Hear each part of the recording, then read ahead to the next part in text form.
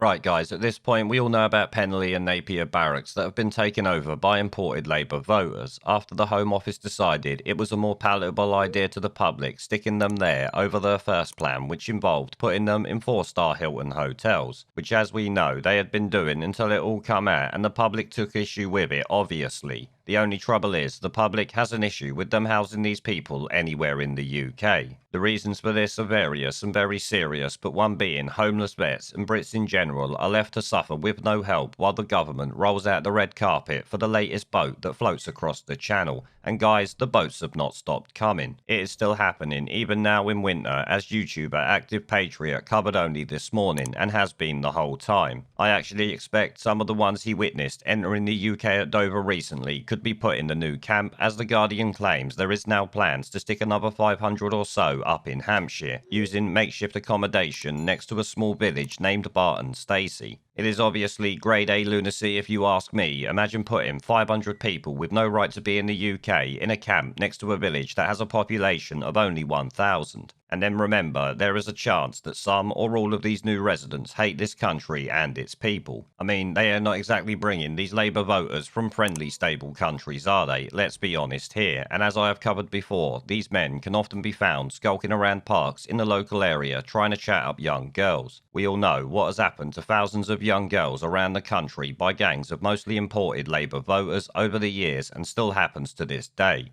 It is no surprise the villagers are concerned by this stupid idea from deluded imbeciles at the Home Office. Now, like I said, The Guardian picked up on it and of course disagrees with this site being used, but for different reasons to us, obviously. They would rather these people are housed in Buckingham Palace, not a makeshift camp. We would prefer they were sent back without ever stepping foot on British soil, but the choice is not ours or even theirs to make. So we will go through the article just to see what the government's plan is here and to give my take on this latest batshit crazy idea. It headlines: Planned asylum seeker site near Hampshire village like open prison. Anger over government proposal to house up to 500 people in cabins on MOD land beside Barton Stacey. The government has been severely criticised for a proposal to house up to 500 asylum seekers in temporary buildings akin to an open prison next to a small Hampshire village, because obviously The Guardian are only going to be taking the view of the activist community that they love, and actually makes up like 99% of their ranks.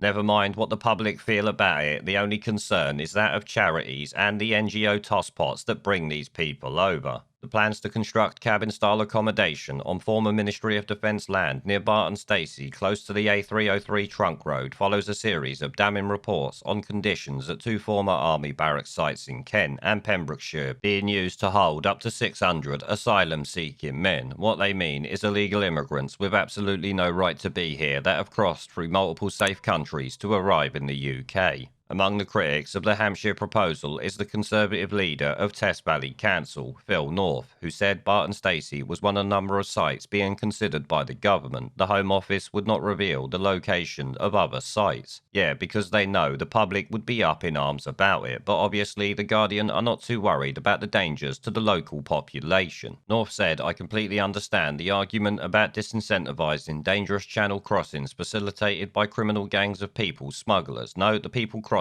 are criminals just the same as the gangs. But whether you think this country should house more asylum seekers or not," he said, "putting these individuals up in temporary buildings akin to an open prison is the wrong accommodation in the wrong location." So naturally, the Conservative doesn't take a strong stance on this. He says what The Guardian wants to hear. That they deserve Buckingham Palace levels of treatment is clearly what these people think, when in actual fact they should just be sent straight back on the small boat that they fucking arrived in. He went on, "Apart from some dining and basic recreation facilities, there will be absolutely nothing for them to do. There are few places I would consider less appropriate for a facility of this nature, and it concerns me that this would even be considered." Once again, not worried about what the people of the area think or anything like that. You know, his constituents only cares about the actual feelings of these migrants. Fuck them, they shouldn't be here anyway. He goes on, "With no substantial facilities in the vicinity, occupants of the camp will almost certainly want to access the A303 road services on foot.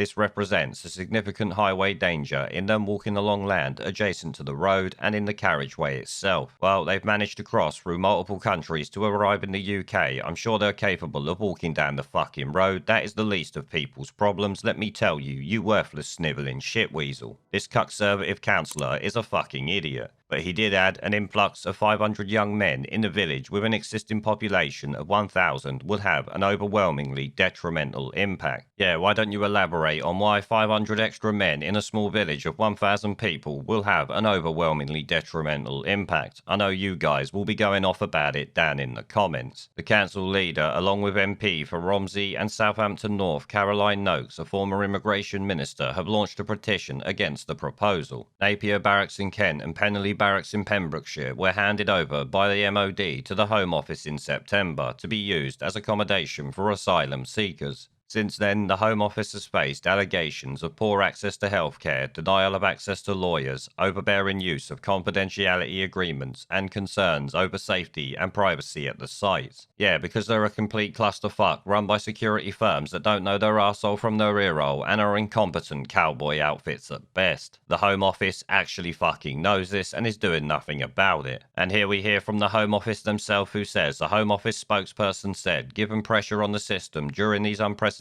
times, we have worked tirelessly with local authorities and other partners to provide asylum seekers who would otherwise be destitute with suitable accommodation, as we are required to do by law. So why are you not required to do that for the vets and people in this country anyway, as you should be fucking doing? They are the people you serve, not illegal fucking immigrants. It goes on, following a review of available government property, the mod offered temporary use of some of its sites. This includes Barton Stacey, and we are engaging with leaders and officials at Test Valley and Hampshire councils, local MPs, the police and health services, among others, as we continue to explore this as an option. So you can see there, not once have they actually asked the people in the area. I wonder what the people of Barton Stacey actually think about this. As a matter of fact, I bet I already know. They are not going to be happy about it, and rightly so. The Guardian, as expected, like most media outlets, don't even think about that. They only care about themselves and obviously the imported Labour voters that they want to bring in. This sort of shit really pisses me off and has now put the villagers in danger. Hopefully there are not too many kids living there, but I expect there will be. How long are we going to wait before the first stories of these sick fucks doing something that we know and expect that they will likely do? Let's be honest, it happens far too often now, and has already happened, like I said, in Kent and down in Penley. Pretty piss poor Patel is showing herself to be exactly what I call her. Completely fucking piss poor. Remember, she controls the Home Office, so ultimately it is on her.